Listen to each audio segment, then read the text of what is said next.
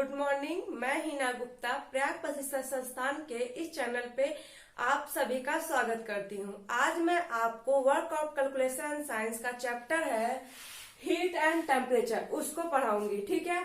Heat and temperature को हम हिंदी में कहते हैं ऊष्मा और तापमान।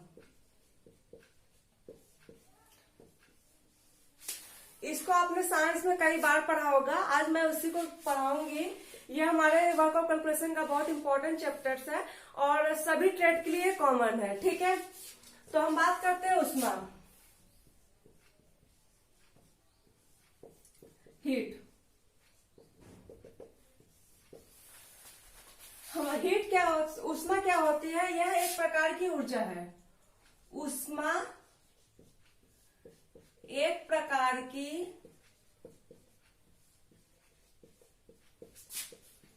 ऊर्जा है जिसमें हमें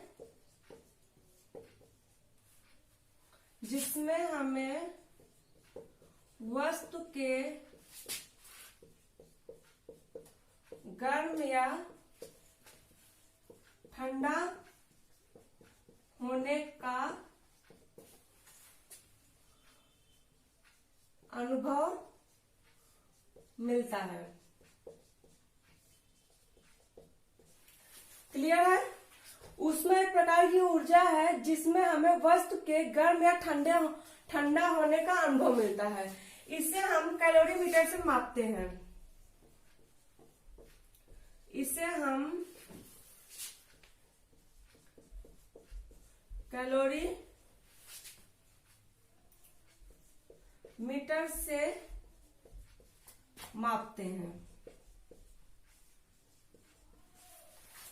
ठीक है, इसको मापने के लिए हम कैलोरीमीटर का उपयोग करते हैं। ये आपको क्वेश्चन पूछ सकता है ऊष्मा को किससे मापा जाता है। ठीक है, डिफिनेशन तो नहीं पूछता है, नॉर्मली ये पूछा है किससे मापा जाता है।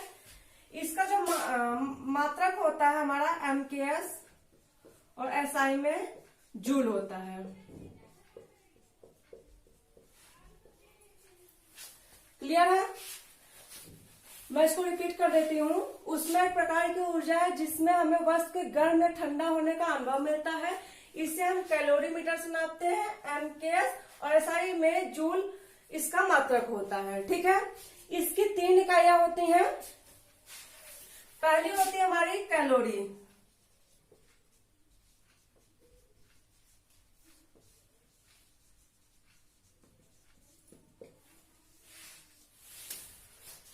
इसके डिफिनेशन की बात करें तो 1 ग्राम पानी को 1 डिग्री सेल्सियस बढ़ाने के लिए जितनी ऊष्मा की आवश्यकता होती है उसे हम कैलोरी कहते हैं। ठीक है, मैं इसको लिख देती हूँ। यहाँ स्पेस कम हो जाएगा तो मैं इरेज करके लिख देती हूँ। ठीक है, जस्ट अ मिनट। तो कहाँ थे हम? ऊष्मा की इकाइयां। ऊष्मा की 3 इकाइयां हैं।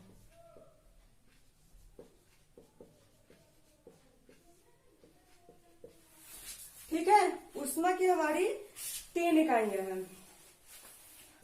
पहला होता है कैलोरी।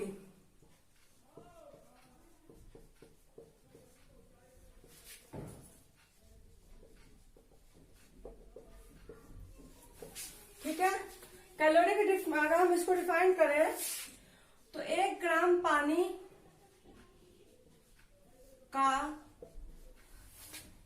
पानी का तापमान 1 डिग्री सेल्सियस बढ़ाने के लिए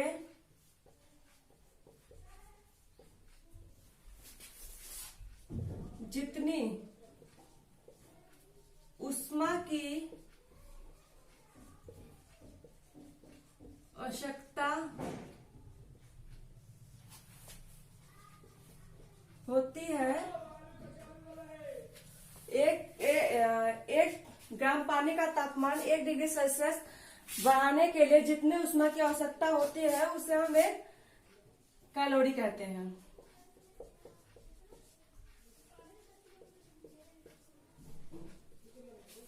ठीक है, क्लियर है। तो हमारा एक कैलोरी कैलोरी बराबर होता है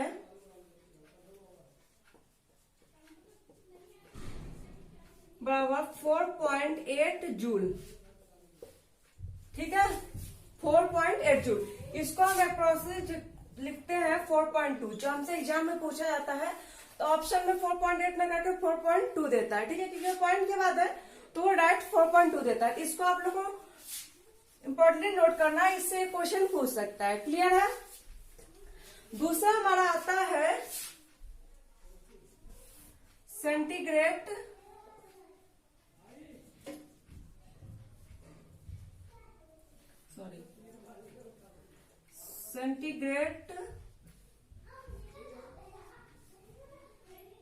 heat unit.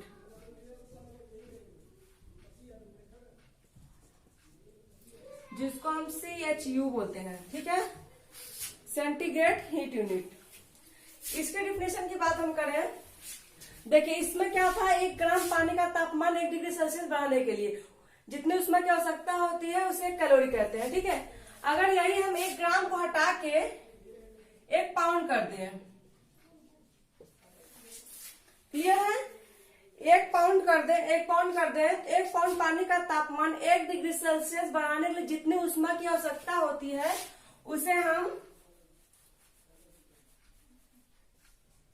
CHU centigrade heat unit कहते हैं। ठीक है, ये आप कंफ्यूज मत होइएगा, मैं इसमें पूरा लिखने के बजाय इसमें आपको समझा दी। ठीक है, क्योंकि डिफिनीशन सब सेम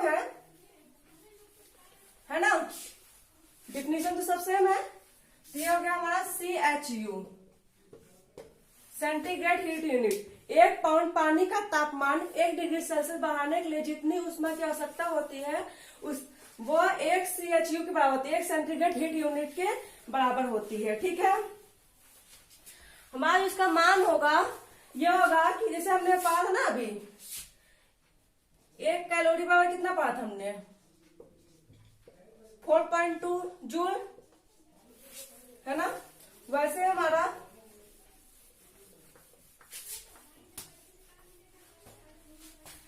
एक CHU बराबर 453.6 कैलोरी होता है।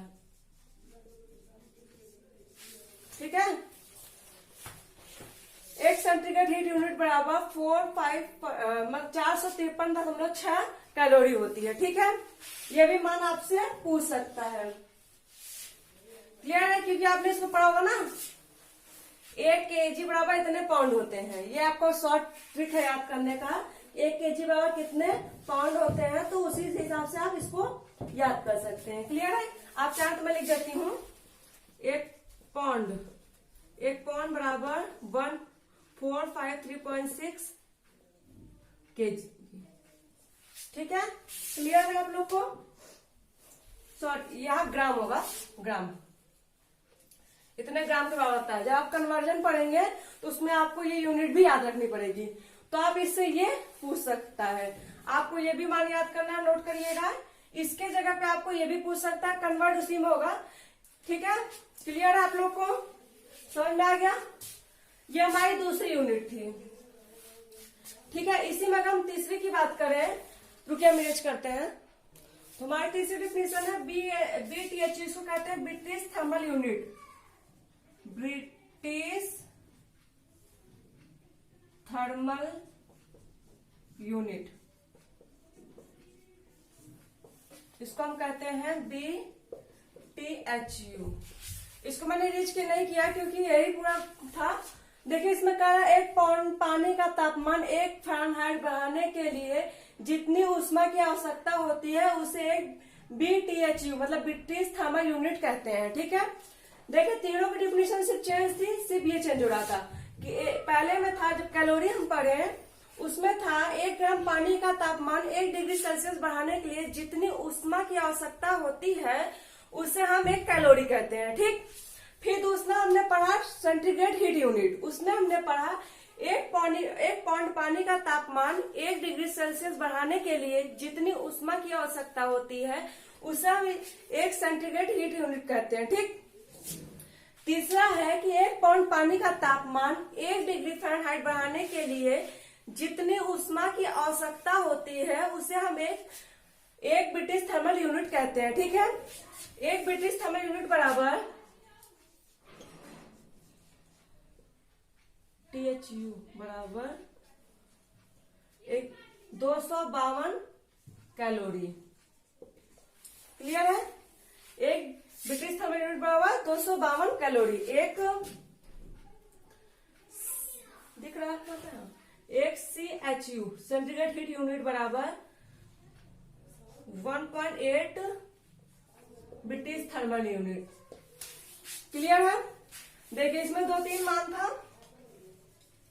कभी कभी आपको जो न्यूमेरिकल सॉल्व करने होते हैं उसमें इस तरह के मान पूछ लिए जाते हैं, या फिर आप एग्जाम दोगे तो उसमें ऑप्शनल क्वेश्चन में इस तरह से पूछ लेता है। ठीक है, ये हमने पढ़ ली ऊष्मा की इकाइयां। अब हम इसके आगे पढ़ते हैं। मैं इसको इरेज कर लूं, फिर इसके आगे हम पढ़ाते हैं आपको।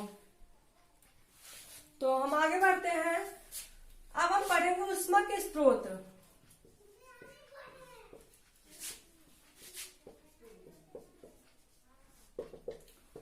Source of heat.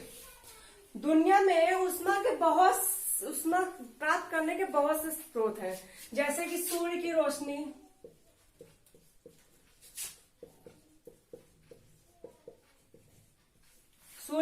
हो गई हमारी, और इसमें बहुत सारे आते हैं, जैसे कि हमारा हो गया दूसरा। अगर हम बात करें एग्जाम्पल तौर पे दहन, जो आग होती है हमारी,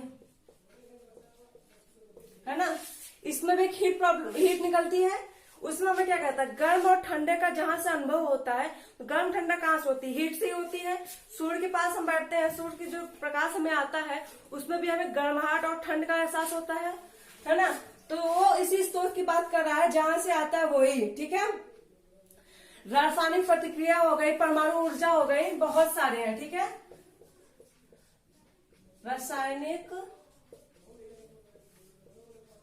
प्रतिक्रिया,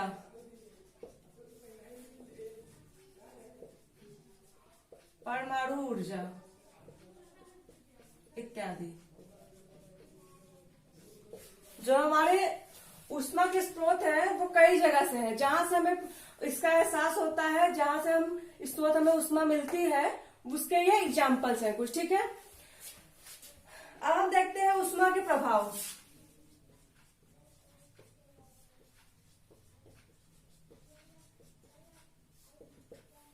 इफेक्ट ऑफ हीट। इसके ये देखिए, जो आपके सिलेबस में है उसके हिसाब से मैं बता दूंगा। आप लोग सोच रहे हैं कि ये तो हमें पता है क्यों बताया जा रहा, तो ये आपके सिलेबस में हो सकता है, इससे रिलेटेड एग्जाम्पल क्वेश्चन कुछ पूछे जाए आपसे, तो ये आपके सिलेबस के अकॉर्डिंग मैं आपको बता रही हूँ। ठीक है, तो हमारे जिसके प्रभाव है, तो प्रभाव के तौर पर लीजिए कि केमिकल चेंज, फिजिकल चेंज, है ना। तो हम लिखते हैं, अगर हिंदी में हम बात करें इसकी, तो देखिए, चेंज इन साइज, आकार में परिवर्तन।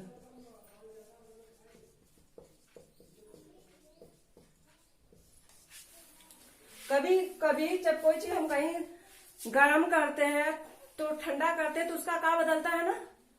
जैसे अगर हम कभी कभी पन्नी को आग में डालते तो पिघलने लगता है, तो सिकुड़ने लगता है। और कभी कभी हम कोई रॉड को ठंडा करते हैं तो उसमें पानी जैसे हम उबालते हैं तो भाप बनता है, तब फिर इसको भाप इकट्ठा होता है, तो वही हमारा आकार में परिवर्तन। ठीक है, दूसरा हमारा हो जाता है केमिकल चेंज।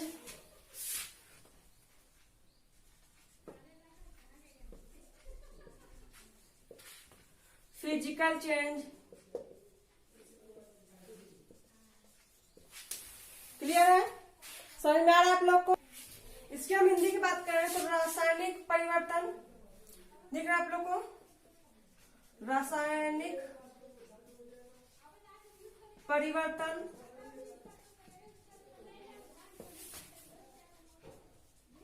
भौतिक परिवर्तन। क्लियर है, और मान लीजिए अवस्था में परिवर्तन, मैं यहां लिख देती हूं,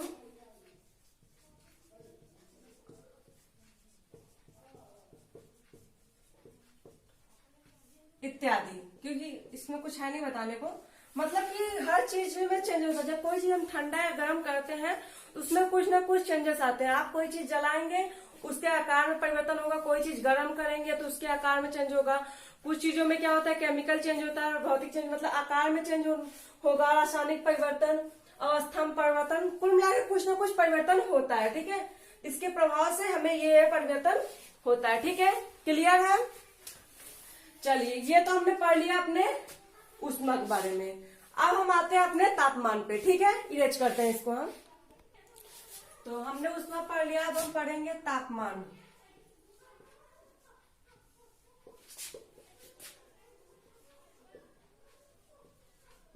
टेम्परेचर। तापमान हमारा ऊष्मा की अवस्था बताता है। इसका हम डिफिनेशन लिखे हैं, तापमान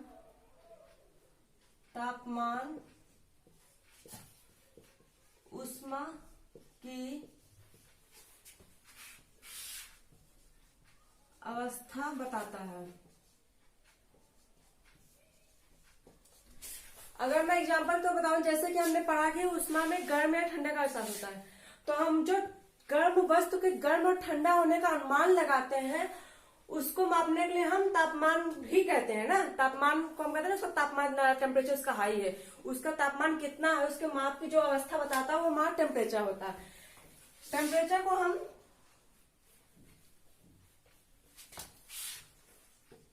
थर्मामीटर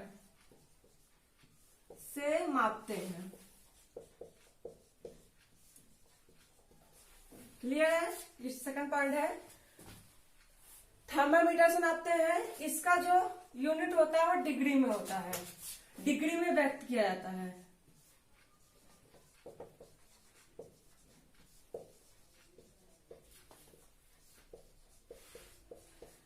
इसका जो मात्रक है वो डिग्री में व्यक्त किया जाता है। जैसे उसमें जूल था, ये डिग्री में होता है। तापमान की 4 इकाइयां बताई गई हैं। तापमान की 4 इकाइयां होती हैं।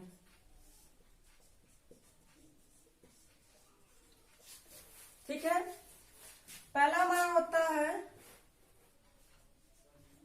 सेंटीग्रेड, जिसको हम सी से डोनेट करते हैं। क्लियर है। दूसरा हमारा होता है फ़ारेनहाइट,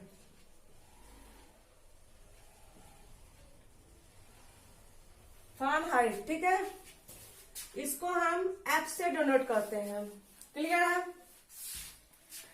तीसरा हमारा होता है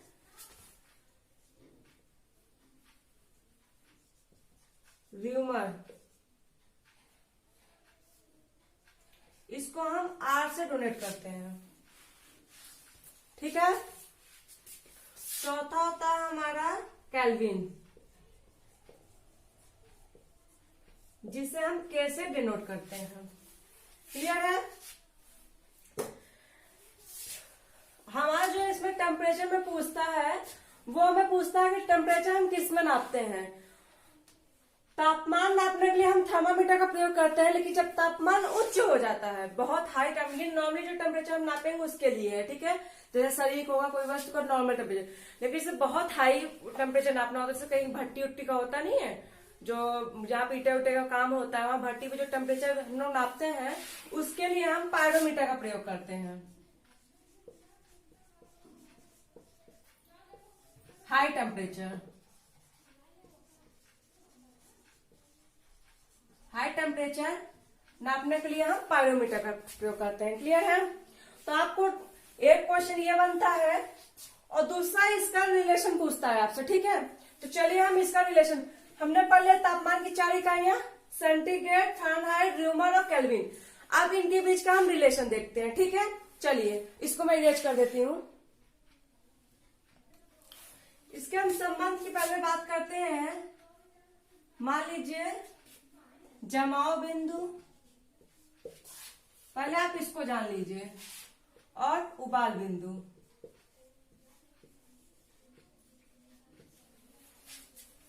और ये मान लीजिए पैमाना। ठीक, तो हम पहले स्टार्ट करते हैं सेंटीग्रेड। ठीक है, मैं सिंपल इधर चलिए पूरा लिख देती हूँ। सेंटीग्रेड, सेंटीग्रेड का जो जमाव बिंदु होता है वो 0 डिग्री सेल्सियस होता है, ठीक है। और जो इसका उबाल बिंदु होता है 100 डिग्री सेल्सियस होता है, ठीक है। दूसरा होता है हमारा फ़ारेनहाइट,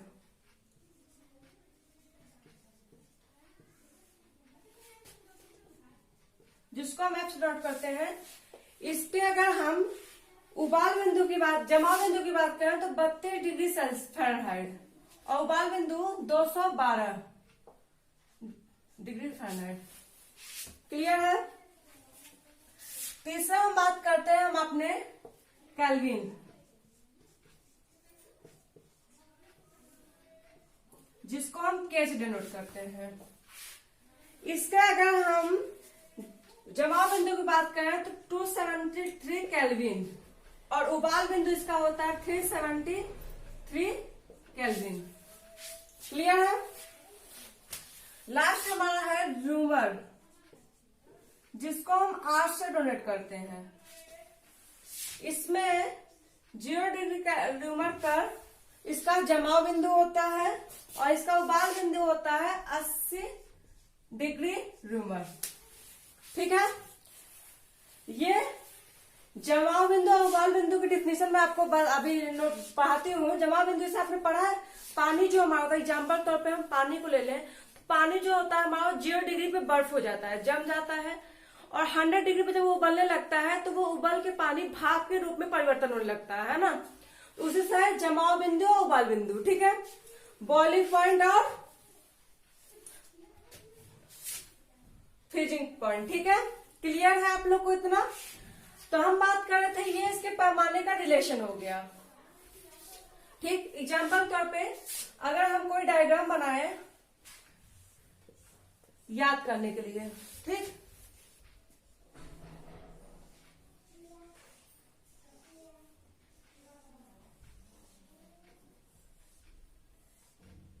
ठीक, इसको आप लिखिए C centigrade, Fahrenheit, kelvin, rumour.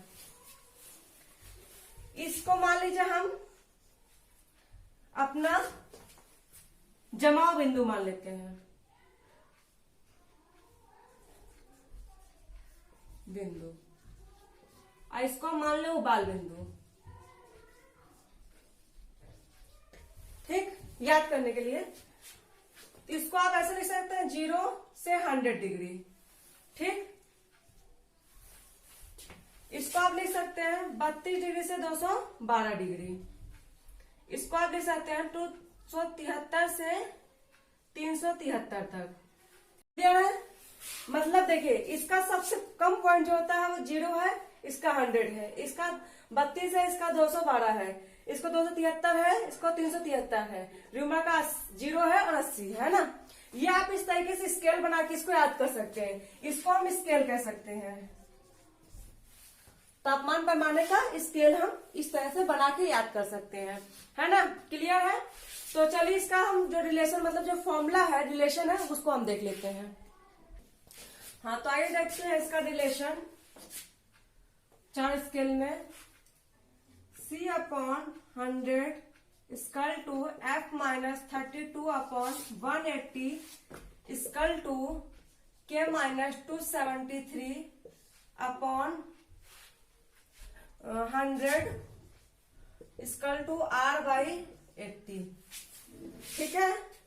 समझ में आ गया। ये हमारा मतलब एक साथ का फॉर्मूला मान लीजिए जो एक रिलेशन हमको दिया गया है, ठीक है। इसको आप थोड़ा शॉर्ट कर सकते हैं। अगर हम सभी में 5 से डिवाइड कर दें, सॉरी 20 से डिवाइड कर दें तो 5 जाएगा, 20 पंचे 100, 20 9 80, 20 पंचे 100, 20 चौके 80, है ना।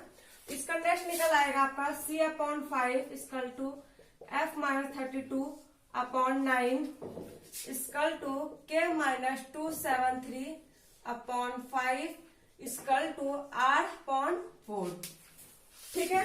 ये हमारा फॉर्मूला होता है। इस पे हर एग्जाम में 1-2 क्वेश्चन जरूर आता है, ये मोस्ट इंपॉर्टेंट है। इसमें आपको क्या देगा, किस तरह से क्वेश्चन पूछेगा, सी की वैल्यू दे देगा, एफ निकालने को दे देगा, कहेगा सी बता देगा, बोलेगा एफ निकालिए। आपको के दे दिया, आर पूछ लिया, आर दे दिया, एफ निकालने के लिए बोल दिया, के दे दिया, सी निकालने को बोल दिया, है ना। तो इसी के बेस पे सारे फॉर्मूले आपके बनते हैं, आप कैलकुलेट करेंगे और आपके मान सब निकलेंगे। यही एक रिलेशन था, ठीक है, समझ में आ गया आप लोग को। चलिए, तो ये बहुत ही इंपॉर्टेंट है, इसको आप नोट कर लीजिएगा। मैं नेक्स्ट क्लास जब करवाऊंगी, जब इस चैप्टर से रिलेटेड न्यूमेरिकल लाऊंगी, तो इसके क्वेश्चंस में आपको करवा दूंगी। चलिए, अभी तो बहुत मतलब थ्योरी पढ़ना ना, मैं तो थ्योरी पे आज पूरी क्लास लिए हैं। तो हमने ये पढ़ लिया, तापमान का रिलेशन हो गया, तापमान के टेम्परेचर में जो 4 पैमाने उनके बीच का रिलेशन हमने पढ़ लिया। अब मैं आपको बताने जा रही हूँ बॉइलिंग पॉइंट और फ्रीजिंग पॉइंट, मतलब गलनांक बिंदु और उबाल बिंदु, ठीक है। चलिए स्टार्ट करते हैं। तो हमारी अगली हेडिंग है क्वथनांक।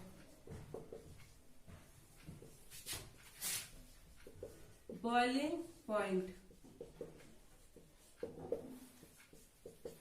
ठीक है। इसके डिफिनेशन की बात करें हम, जिस तापमान पर कोई द्रव गैस में बदलने लगता है, उस तापक्रम को हम द्रव का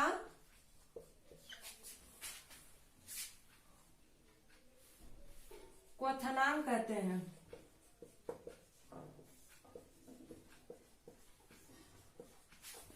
क्लियर है।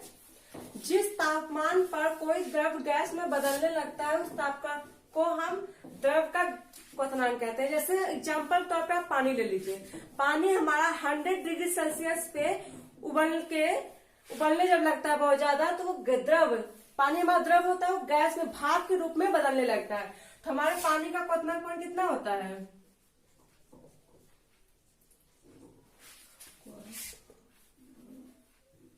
क्वथनांक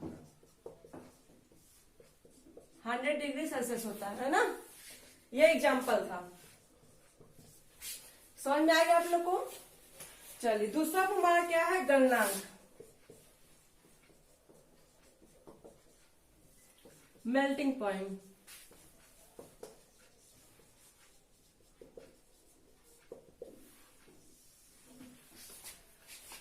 जिस तापमान पर कोई गैस द्रव में या कोई द्रव ठोस में बदलने लगे, उस तापक्रम को वस्तु का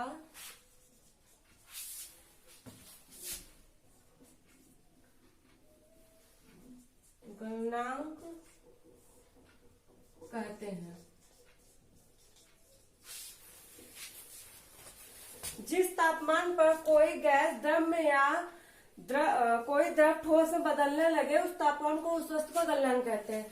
एग्जाम्पल तौर पे पानी ही रखिए, हमारा जो 0 डिग्री सेल्सियस पे हमारा पानी बर्फ होने लगता है, द्रव से बदलने लगता है, तो पानी का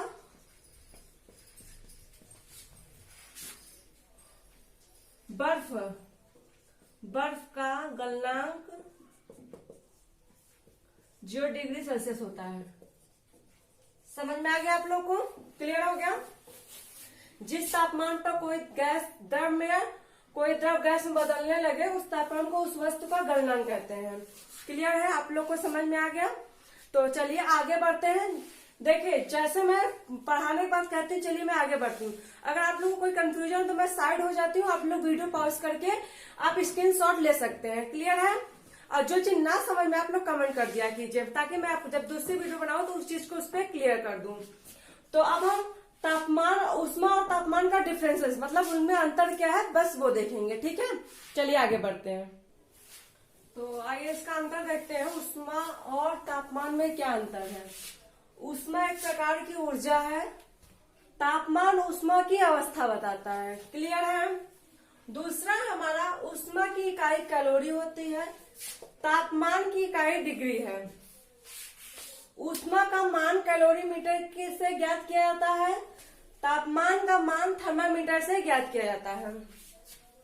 किसी वस्तु में ऊष्मा का मान शून्य व ऋणात्मक नहीं हो सकता, जबकि किसी वस्तु के तापमान का मान शून्य और ऋणात्मक हो सकता है।